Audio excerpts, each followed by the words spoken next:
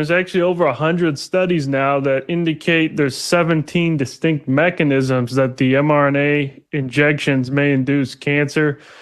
In fact, two population studies just came out in the past year or so. 8.7 million people combined. They found the COVID shots increase your risk of 7 major cancers: bladder, breast, thyroid, colorectal, gastric cancer. All of these cancers were up. They compared vaccinated to unvaccinated. And so we're seeing these cancers. We see CDC data over 100,000 excess cancer deaths in the United States since 2021, since the vaccines rolled out.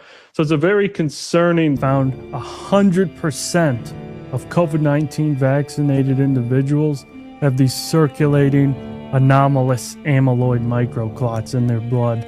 This is misfolded fibrin that sticks to many biologically active materials circulating in the body, and it conglomerates into these irregular masses that block blood flow and cause all sorts of horrible issues. It's the exact same pathology that has been identified as being behind the long, white fibrous clots being pulled out of corpses worldwide. Majority of embalmers now across the globe do now pull these white fibrous clots out of corpses, and this is what's behind them. This is very serious. These have to be pulled off of the market immediately. Studies ever conducted.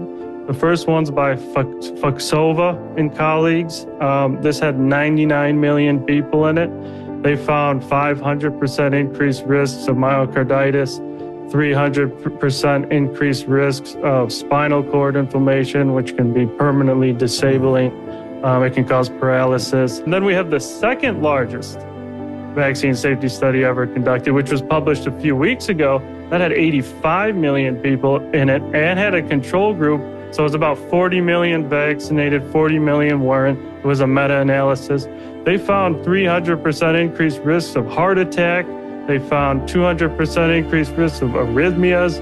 They found about 250% increased risks of stroke.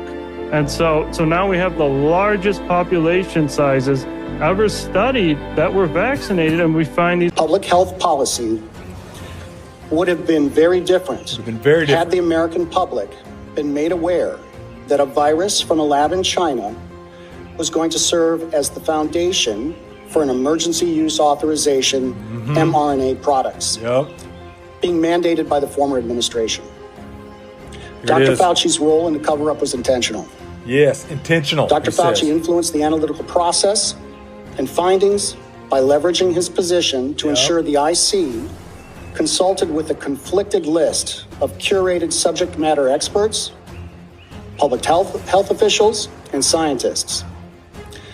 This included some of the authors of the paper, The Proximal Origin of SARS-CoV-2. Wow. Think about what he just said under congressional testimony.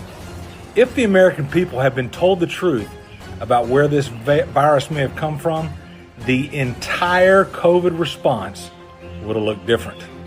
The mandates, the censorship, the ruined careers, the people called conspiracy theorists for asking obvious questions, and now a CIA whistleblower says the process was influenced, curated, and covered up.